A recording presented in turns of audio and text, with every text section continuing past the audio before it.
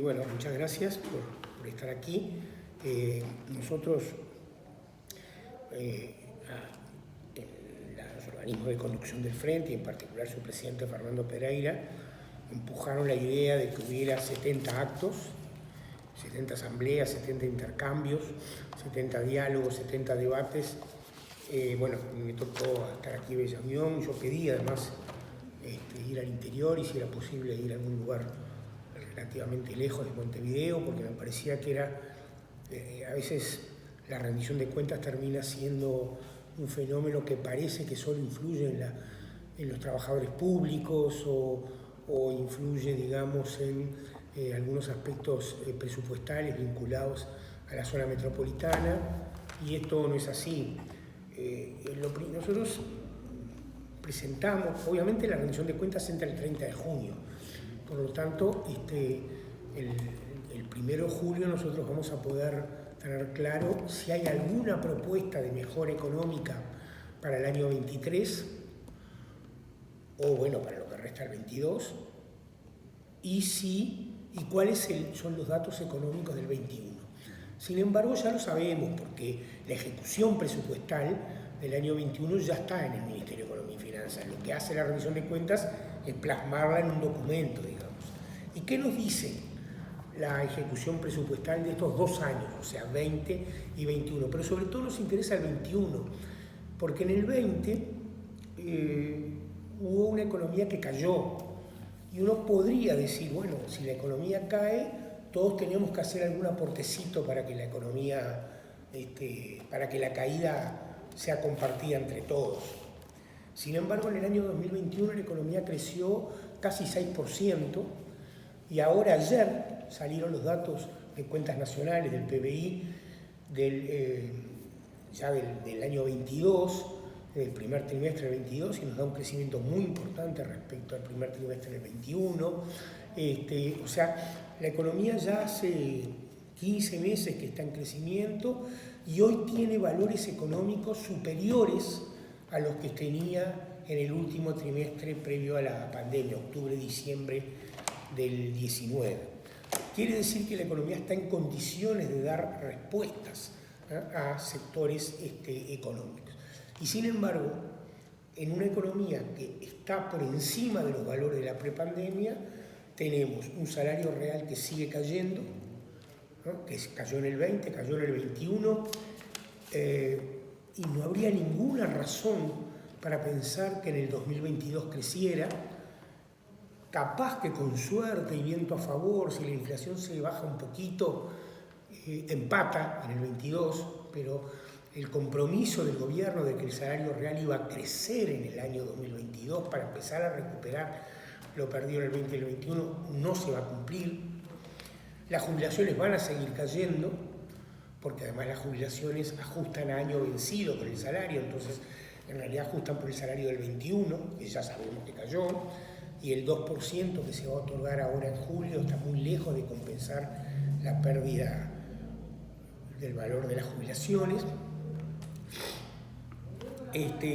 Y ayer también, antes de ayer, salió un dato sobre el pequeño comercio a nivel nacional y dice que el consumo en mayo respecto a mayo del año anterior cayó un 11%, y dice que cayó 2% porque bajaron los precios de algunos productos y 9% por baja de ventas, digamos, ¿no? O sea, hay una notoria baja de ventas en los pequeños comercios. Entonces, en síntesis, cuando decimos aquí una política económica para pocos, que es el encabezado del documento, estamos diciendo que la mayoría, asalariados, jubilados, pequeños productores, pequeños comerciantes, en frontera, eso pasa particularmente,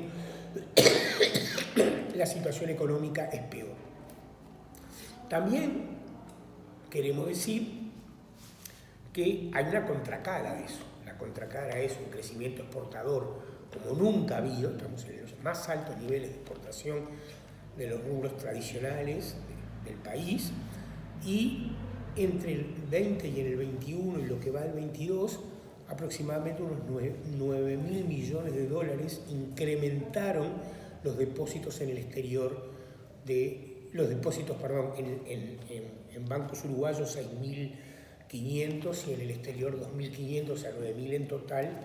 Y lo que dice el sindicato AEBU, cuando explica esta cifra, es que el 70% son cuentas grandes, o sea, el 70% está concentrado en cuentas grandes, sea de empresas o de personas.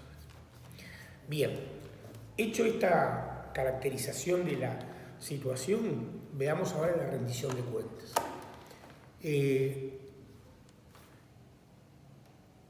Uno puede analizar la rendición de cuentas desde dos perspectivas. Una perspectiva es cómo se dividen los recursos de la rendición de cuentas entre salarios, gastos e inversiones, y otro, cómo se dividen por inciso, educación, salud, vivienda, donde en cada uno hay salarios, hay gastos y hay inversiones. Miremos esta primera.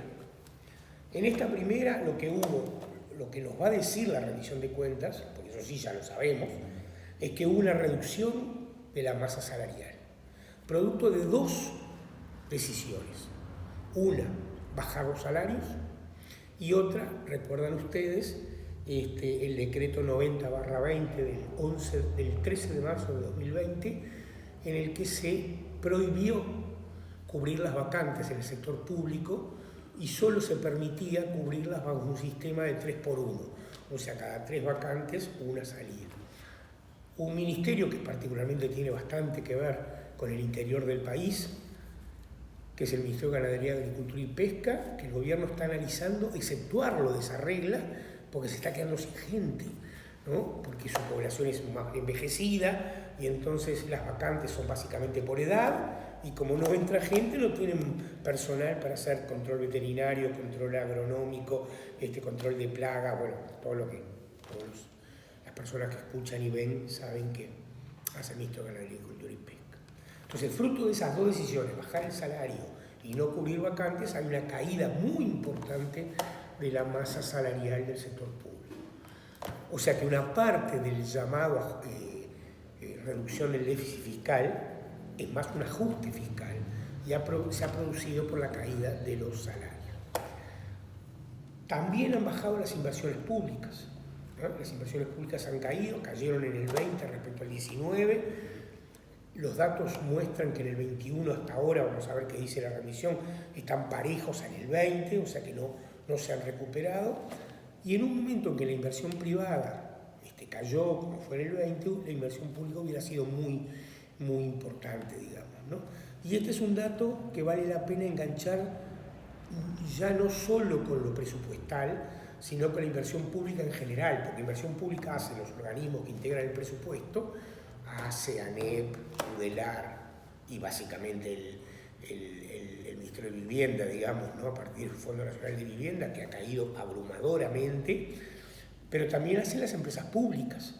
Y las empresas públicas también cayeron en su inversión, a lo que hay que sumar ahora el decreto de ayer, que no está en este documento porque fue de ayer, en la cual el Estado habilita a conceder a operadores privados la venta de datos, obviamente utilizando una infraestructura existente e invertida por Antel en su momento.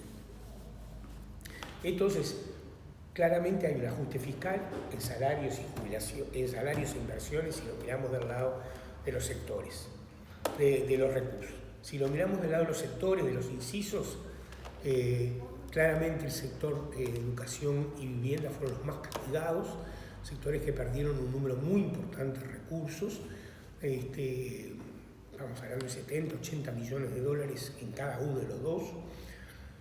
Y nos preocupa también salud, porque si bien los recursos no cayeron, sino que se estancaron, aún en pandemia, se estancaron, porque se le aportó a la caída del presupuesto recursos extrapresupuestales provenientes del Fondo COVID, los trabajadores de la salud y varias organizaciones de usuarios de distintos departamentos nos han advertido que esos fondos COVID, con los que se compraron medicamentos, con los que se incorporaron recursos humanos para CTI que se inauguraron y demás, están en discusión porque el Fondo COVID termina en este año 22 y si no se ingresan presupuestalmente, entonces puede haber un problema serio, digamos, ¿no?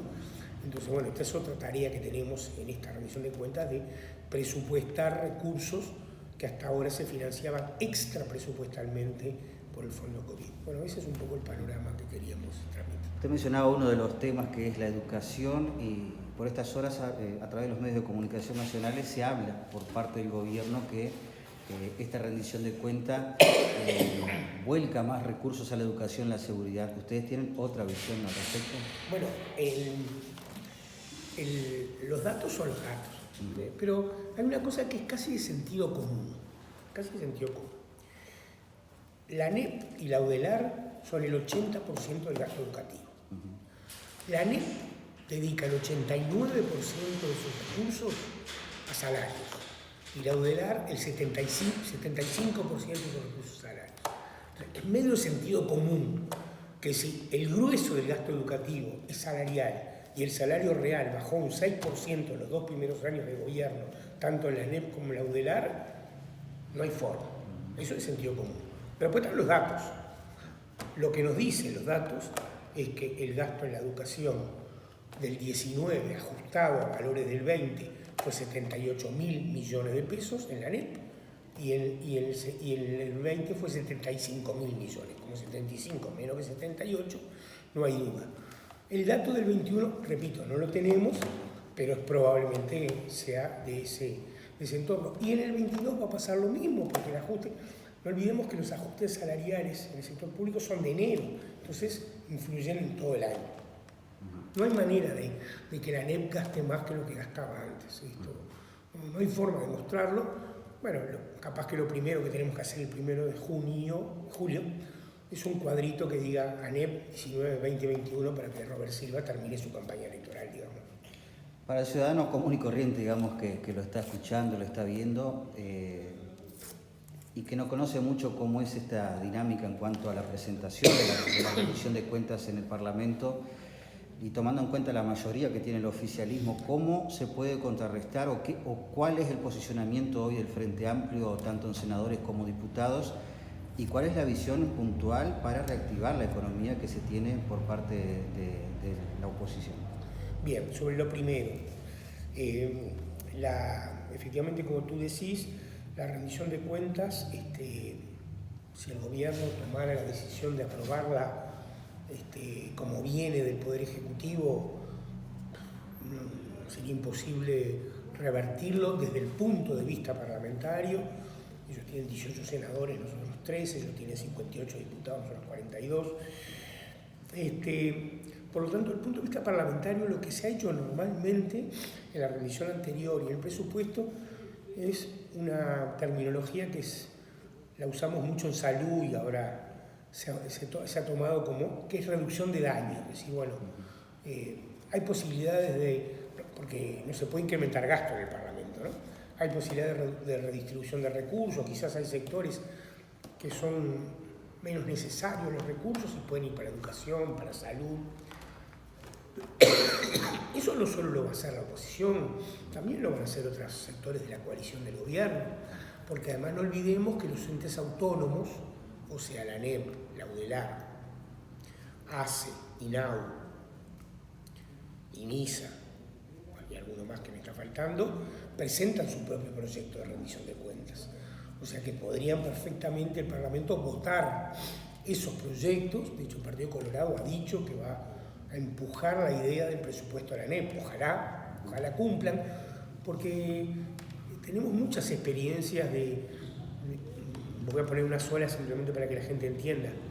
Cuando el fondo COVID nosotros dijimos que debía ser financiado por altos salarios públicos o privados, que no importaba dónde uno trabajaba, porque el tema era la estabilidad en el empleo y para los altos salarios privados no hay problema de estabilidad. El Partido Colorado sacó una declaración que decía que debía ser por los salarios públicos y privados, pero luego la coalición bajó la línea y se votó solo salarios públicos. O sea que esperemos que esta vez cumplan su promesa, digamos, de acompañar la rendición de cuentas de la ANEP, de acompañar al ministro de Ambiente que pide más recursos para la política del Ministerio de Ambiente, etc. Pero después está la otra cuestión, que es que, bueno, esta vez va a ser una rendición de cuentas distinta a las anteriores, porque va a ser con barras, con gente en la calle movilizándose. Así que aspiramos a que los gremios, pero no solo los gremios, los movimientos de usuarios, los movimientos vinculados a las ollas que reciben partidas muy pequeñas de parte del gobierno, y es aspirable que el gobierno incremente esas partidas, que estén en la calle reivindicando sus derechos. Finalmente tú preguntabas sobre las políticas económicas alternativas. Yo creo que ahí el punto es este. Nosotros tenemos una situación económica que cambió. Sin embargo, no se está mostrando en el nivel de vida de la población. Seguramente es probable que los que me escuchen aquí entiendan que en el interior se ve un poco más que en Montevideo, porque las exportaciones agroindustriales, si bien no derraman mucho, si lo poco que derraman, lo derraman en el interior, porque hay logística, camiones, en fin, ¿no? Pero derraman muy poco.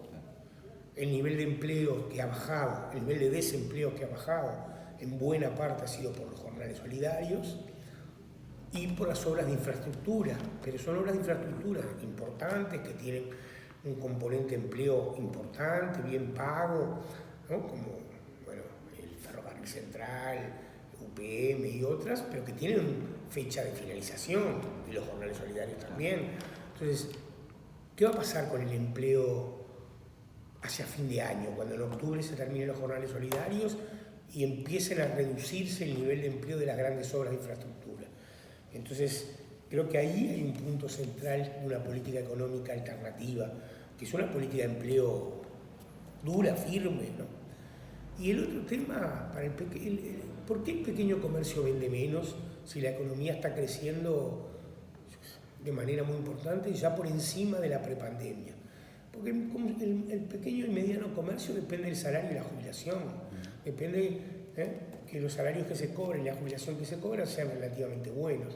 Entonces, creo que el otro componente de la política económica alternativa, además de una buena política de empleo a través de inversión pública que debería venir en la rendición de cuentas, es una política salarial más de shock, digamos, ¿no? O sea, no esperar hasta el 1 de enero para los aumentos salariales, no esperar a estos aumentos que parece que son adelantos y ni siquiera aumentos de julio, 2% a públicos y 3% a jubilados, sino ahora en julio poder dar un buen shock salarial que además después influya en enero del 23 sobre las jubilaciones y aumentos significativos en jubilación y salario mínimo. Esas son las dos componentes de una política económica alternativa que hoy pensamos en la coyuntura son los más importantes.